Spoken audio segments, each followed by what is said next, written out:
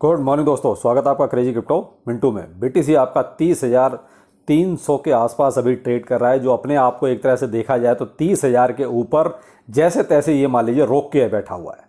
और मार्केट में कोई भी अभी ऐसी बहुत बड़ी हलचल नहीं हो रही है। कहीं ना कहीं वो कहते हैं वेट एंड वॉच, जो कहीं ज़्यादा लंबा हो गया, और वो है ईटीएफ को लेके। क्योंकि यही उम्मीद थी कि भाई जब फ्यूचर में स्पॉट और वो ईटीएफ मिलना शुरू हो गया अप्रूवल, तो फिर स्पॉट में भी बहुत जल्दी जो है मिलना शुरू हो जाएगा और मार्केट में एक अच्छा मूवमेंट आपको देखने को मिलेगा। लेकिन कहीं ना कहीं एसईसी का जो ये डिले है, वो डिले ही मार्केट को कन्फ्यूज कर रहा है। और बीटीसी आपका देखिए, ये जो थोड़ा सा पंप डंप हुआ, वो केवल वेल्स और एक्सचेंज का गेम था और कुछ नहीं था। लेकिन एक्चुअल पोजीशन यही है जो अभी आप देख रहे हैं। कहीं ना कहीं सारी मार्केट इंतजार में है कि किसी तरीके से ईटीएफ का अप्रूवल शुरू हो, उसके बाद ही कोई इसमें मूवमेंट एक अच्छा देखने को मिलेगा। क्योंकि जितने भी जो बड़ी बड़ी संस्थाएं हैं जो ईटीएफ के लिए लाइन में खड़ी हैं, उनके सब के पॉजिटिव बयान हैं। वो सब के सब चाहते हैं कि जल्द से मिले और आप इसमें जो है हम आगे अपनी कार्रवाई शुरू कर सकें। चलिए थोड़ा सा पॉजिटिव बयान देख लेते हैं। उसके बाद पहला पॉजिटिव बयान आपको देखिए जेपी मॉर्गन की तरफ से दिखाता हूं। SEC approval of spot bitcoin ETF is unlikely to be a game changer for crypto market. यानी कि जेपी मॉर्गन जैसा बैंक भी, यानी जो बड़ा, ये कहते हैं छोटा मोटा नहीं, बड़ा बैंक भी इस चीज़ को कहता है कि भाई देखिए ये गेम चेंजर हो सकता है। लेकिन वो ये कहीं ना कहीं जो मामला फंसा हुआ है, वो बस ईटीएफ पर फंसा हुआ है कि किसी तरीके से जल्द अगर कोई अप्रूवल मिल जाए तो फिर देखिए एक अलग बात होगी। लेकिन यहाँ सारा जो फंसा हुआ मामला एसएससी के पास ही फंस गया जाके, कि वो अभी तक कोई डिसीजन नहीं ले पा रहे।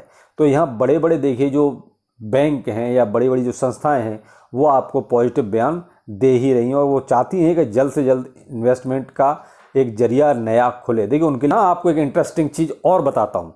Robert F Kennedy junior record so he own up to $250,000 in bitcoin. यानी कि $250,000 के बिटकॉइन ये भी ओन करते हैं, यानी इनके पास भी इतना बिटकॉइन है। ये एक तरह से अब जो अमेरिका में इलेक्शन आने वाले हैं, तो उसमें ये प्रत्याशी हैं, यानी कि कैंडिडेट हैं। ये भी एक तरह से अमेरिकी राष्ट्रपति की दौड़ में शामिल हैं। तो ये भी लगभग जो है $2.5 लाख के अपने पास बिटकॉइन रखे हुए हैं। तो जब राष्ट्रपति ही अगर मान लीजिए ये हो गए, अभी तो देखिए पता नहीं इलेक्शन होगा, अगर ये हो गए तो देखिए कहीं ना कहीं एक तरह से पॉजिटिव साइन अपने आप ही देखने को मिल जाएगा। साहब राष्ट्रपति ही बिटकॉइन को ओन करते हैं, तो फिर कहीं ना कहीं ठीक है, मामला जो है पॉजिटिव ही जाएगा अमेरिका में, जो अभी तक नेगेटिव चल रहा था। लेकिन कहीं ना कहीं ईटीएफ के जैसे ही शुरुआत हुई है तो थोड़ा सा ठीक हुआ है। और यहाँ पर देखिए पावेल साहब तो ये मान ही चुके हैं कि अमेरिका की इकोनॉमी में कहीं ना कहीं क्रिप्टो का जो है बोलबाला तो है, कहीं ना कहीं पावर है क्रिप्टो की। और ये पावेल साहब अपने जो है बीच में 21 तारीख को, जिनका 21 जून को एक बयान था, उसमें इन्होंने ये क्लियर बात बोली थी।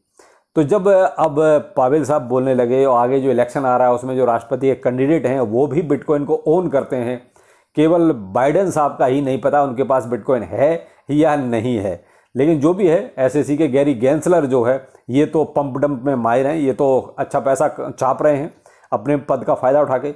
और न्यूज निकल रही है, IMF से crypto assets could have generate $100 billion in tax in 2021।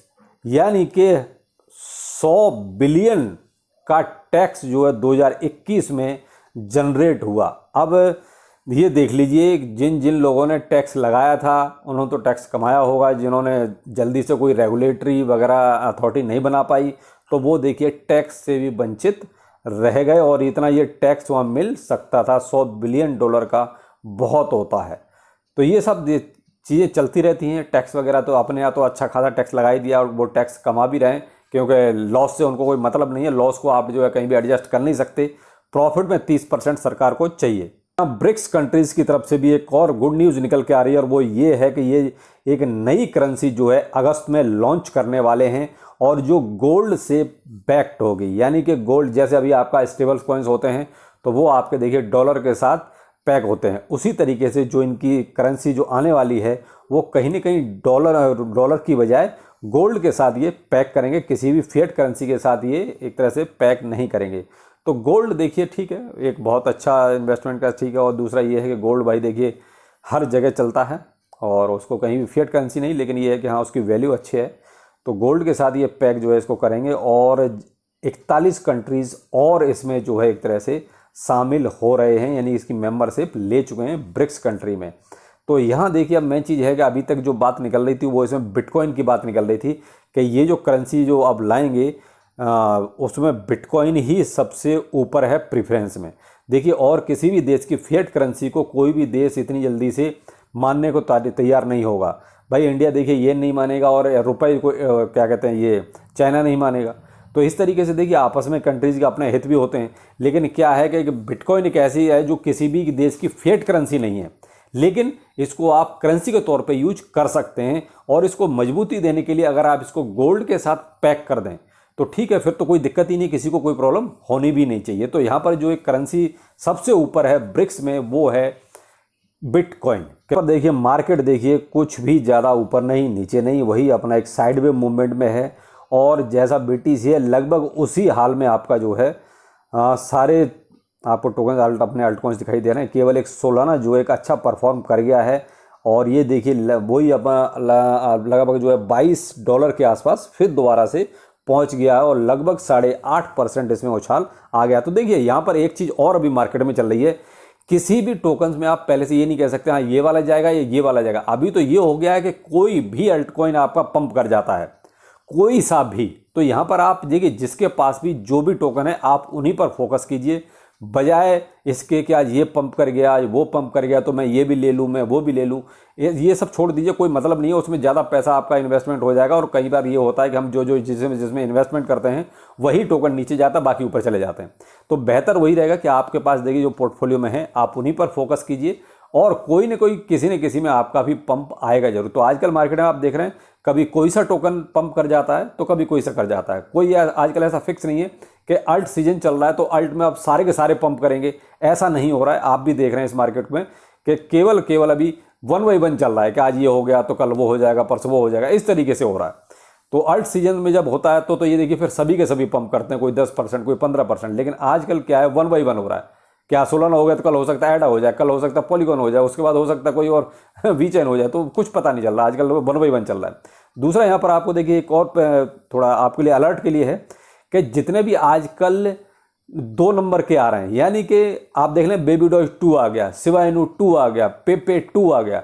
तो देखिए ये जो 2 का जो सिनेरियो चलने लगा है, तो आज बेबी डॉज ने बहुत क्लियर कट बोला कि देखिए बेबी डॉज जो 2 आया है यानी सेकंड आया है वो हमारा टोकन नहीं है, वो फेक है, जिसका भी है जो भी है, लेकिन आप उसमें बेबी डॉज समझ के जो है इन्वेस्टमेंट ना करें। तो आजकल ये थोड़ा सा वो कहते हैं कि जो टोकन चल जाता है उसी का राइवल लेके आ जाते हैं। दूसरा जैसे पेपे में देखिए पेपे 2.0 आ गया, इसी तरीके से सब 2 करके लेके आ रहे हैं। तो आप थोड़ा सा भाई अलर्ट रहिएगा। लेकिन हाँ ये है कि ये थोड़ा सा रिस्की तो है, आप यहाँ प्रॉफिट अच्छा कमा सकते हैं, प्रॉफिट मिल भी जाता है, लेकिन रिस्क है भाई। देखिए यहाँ वो कहते हैं आपको जुआ, अगर आप ठीक है खेल सकते हैं तो खेल लीजिए, क्योंकि यहाँ आपको प्रॉफिट हो भी सकता है और लॉस भी हो सकता है। देखिए मैं कोई आपका फाइनेंशियल एडवाइजर नहीं हूँ, लेकिन यहाँ ये जरूर कह सकता हूँ कि ये बहुत ही रिस्की होते हैं और इनमें प्रॉफिट भी हो सकता है और लॉस भी हो सकता है। डिपेंड करता है कि आपकी किस्मत कितनी तेज है। तो देखिए ये थे अभी तक कुछ मिले जुले अपडेट्स। मार्केट में कोई बहुत ज़्यादा उतार चढ़ाव नहीं है। बाकी आपका देखिए वीकेंड शुरू हो रहा है तो और मार्केट अभी ऐसा ही लगभग अब 2 दिन ऐसा ही रहेगा लगभग, क्योंकि मार्केट में कोई पंप डंप होगा तो वो पंप डंप करने वाले करेंगे। बाकी मार्केट में किसी तरह का कोई मूवमेंट अभी नहीं है। ETF का वेट सबको है। तो चलिए फिर मिलते हैं, नमस्कार।